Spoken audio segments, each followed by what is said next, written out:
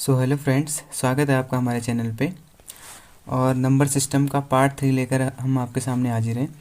इस वीडियो में हम पढ़ेंगे डिविजिबिलिटी रूल्स, यानी कि विभाज्यता के नियम। तो आइए स्टार्ट करते हैं।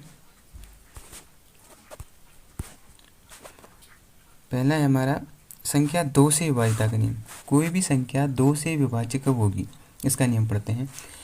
यदि संख्या के अंत में 0 अथवा कोई सम संख्या यानी कि 2, 4, 6, 8 कोई संख्या हो तो वह 2 से पूरी तरह विभाजित होगी। यानी कि जैसे हम कोई एग्जांपल लें 220, 312, 28, 90। जैसे देखो 98 की बात करें, इसका इकाई का अंक क्या है, 8 है, यानी कि सम संख्या है अंतिम अंक, तो यह 2 से विभाजित होगी। ऐसे में कोई एक एग्जाम्पल और दो, 110 जैसे मैंने ले लिया, इसमें अंतिम अंक क्या है, 0 है, तो या तो अंतिम अंक 0 होना चाहिए या कोई सम संख्या 2, 4, 6, 8, तो वह संख्या 2 से विभाजित होगी। 3 से विभाज्यता का नियम क्या है, यदि संख्या में उपस्थित अंकों का योगफल 3 से विभाजित हो तो वह संख्या 3 से विभाजित होगी। तो ये भी इम्पोर्टेंट रूल है। देखिए जैसे एक एग्जांपल दिया इसने 234, ये 3 से डिवाइड है या नहीं ये चेक करना है हमने। तो इसके अंकों का योग करेंगे। देखो अंक क्या क्या है इसमें, 2, 3 और 4, सबका सम करेंगे और संख्या क्या मिल गई हमें, 9 मिली। 9 क्या है, 3 से डिवाइड है, तो ये 234 भी हमारा क्या होगा, 3 से डिवाइड होगा। तो यदि संख्या में उपस्थित अंकों का योगफल 3 से विभाजित होता है तो वह संख्या भी क्या होगी, 3 से विभाजित होगी। 4 से विभाज्यता का नियम क्या है, यदि संख्या के अंतिम 2 अंकों से बनी संख्या 4 से विभाजित हो या किसी संख्या के अंत में 2 या 2 से अधिक शून्य हो तो वह संख्या भी 4 से विभाजित होगी। तो देखिए 2 कंडीशन है यहाँ पे। पहली कंडीशन तो ये है कि किसी संख्या के अंतिम 2 अंक किससे 4 से विभाजित होने चाहिए। जैसे मैंने 424 एक एग्जांपल लिया, अगर मैं इसके अंतिम 2 अंकों की बात करूँ जो कि है 24, क्या 24 4 से डिवाइड होता है, हाँ होगा, 4 6 24, तो ये पूरी संख्या भी क्या होगी हमारी, 424 भी क्या होगी, 4 से डिवाइड होगी। और सेकंड कंडीशन यहाँ पे है कि यदि किसी संख्या के अंत में 2 या 2 से अधिक शून्य, यानी कि जैसे मैंने एक एग्जांपल के लिए लिया 500, तो इस संख्या के अंत में देख सकते हैं आप 2 0 हैं, तो ये 4 से विभाजित होगा। काट के देखिए, 4 1 जा 4, 4 2 जा 8 और 4 5 जा 20, तो ये भी क्या होगी, 4 से डिवाइड होगी। अगला रूल है हमारा 5 से विभाजित होने का नियम। यदि संख्या का अंतिम अंक 5 या 0 हो तो वह संख्या 5 से विभाजित होगी। सिंपल है, जैसे कोई संख्या 100, इसके लास्ट में 0, तो ये क्या होगा, 5 से विभाजित होगी।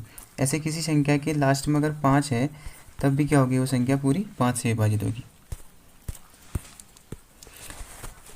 6 से विभाजित होने का नियम है, यदि कोई संख्या 2 और 3 दोनों से विभाजित हो तो वह संख्या 6 से भी पूरी तरह विभाजित होती है। यानी कि कोई संख्या है, जैसे मैं एक सिंपल एग्जांपल ले लूँ, 18 है, 18 हमारा क्या होता है, 2 से डिवाइड है, 2 9 जा 18, और 3 से भी डिवाइड है, 3 6 जा 18, तो ये क्या होगा, 6 से भी डिवाइड होगा, यानी कि 6 3 जा 18।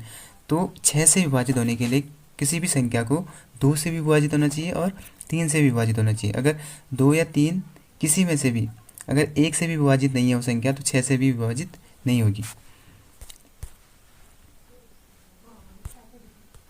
अगला है हमारा 8 से विभाजित होने का नियम।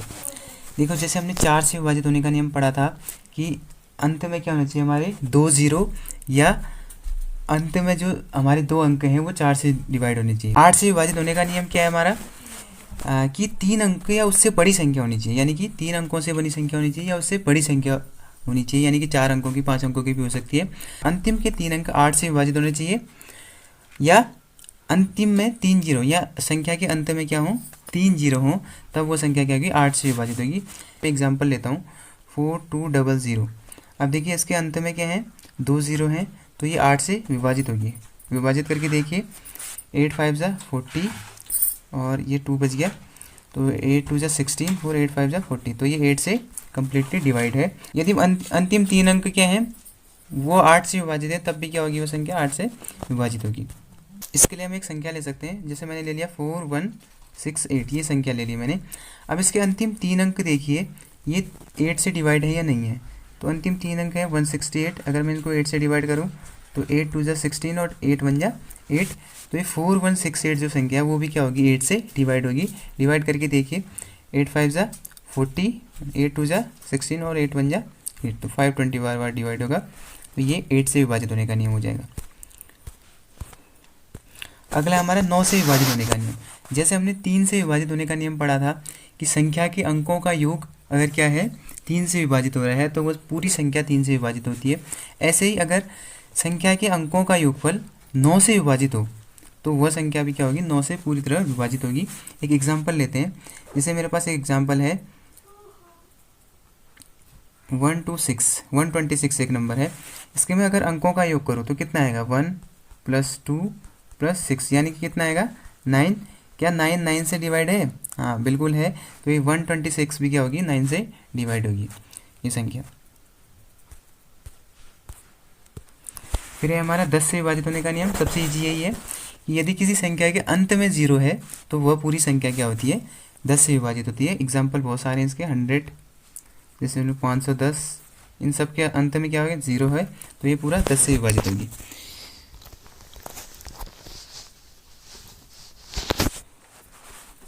अंत में हमारा 11 से विभाजित होने का नियम। अधिकतर एग्जाम जैसे एसएससी का एग्जाम, रेलवे के एग्जाम में ये क्वेश्चन इसी से रिलेटेड क्वेश्चन पूछा जाता है। 2 3 4 इनसे विभाजिता का नियम तो बेसिक होता है, ये छोटी क्लास में भी हम पढ़ते हैं, लेकिन 11 से विभाजिता का नियम इससे घुमा के क्वेश्चन पूछता है आपसे। तो है क्या, देखो जरा इसको, सम स्थान वाले अंकों के योग एवं विषम स्थान वाले अंकों के योग के बीच का अंतर या तो 0 होना चाहिए या 11 का गुणज होना चाहिए, तो वो संख्या क्या होगी 11 से विभाजित होगी। जैसे देखो एक एग्जाम्पल दिया है यहाँ पे 4 5 2 3 1 6 7। तो हमने बात क्या की थी कि जो सम स्थान के जो अंक हैं और जो विषम स्थान के अंक हैं, ठीक है, तो हमने बात करी थी जो सम स्थान के अंक, यानी कि अगर मैं इस संख्या की बात करूँ इसमें सम स्थान कौन से हैं, ये सम स्थान होगा, ये सम स्थान होगा, ये सम स्थान होगा। अगर इनका योग करते हैं तो हम कितना आएगा 5 + 3 + 6 यानी कि 14 आ जाएगा। ऐसे विषम स्थान की बात करें तो ये होगा 4, ये होगा 2, ये होगा 1 और ये होगा 7। इनका योग करें तो कितना आएगा 4 + 2 + 1 + 7, तो कितना आ गया ये 14 आ गया। तो सम स्थान के जो अंकों का योग था वो था 14 और विषम स्थान के जो अंकों का योग था वो कितना था 14। अगर इन दोनों का अंतर करें हम 14 - 14 तो कितना आएगा 0 आएगा। तो 0 आ गया तो ये पूरी संख्या हमारी क्या होगी 11 से विभाजित होगी। ये हमारा 11 से विभाजिता का नियम है। उम्मीद है आपको समझ में आया होगा। ये जो विभाजिता नियम है वो हम 6th और 7th क्लास में पढ़ते हैं, तो बहुत लोगों को ये रिकॉल नहीं होंगे अभी तक, तो आप इस वीडियो के माध्यम से उसको रिवाइज कर सकते हैं एक बार, और इनसे रिलेटेड क्वेश्चन भी हम आगे वाली वीडियो में लाने की कोशिश करेंगे। तब तक आप इनको याद कर लीजिएगा। धन्यवाद।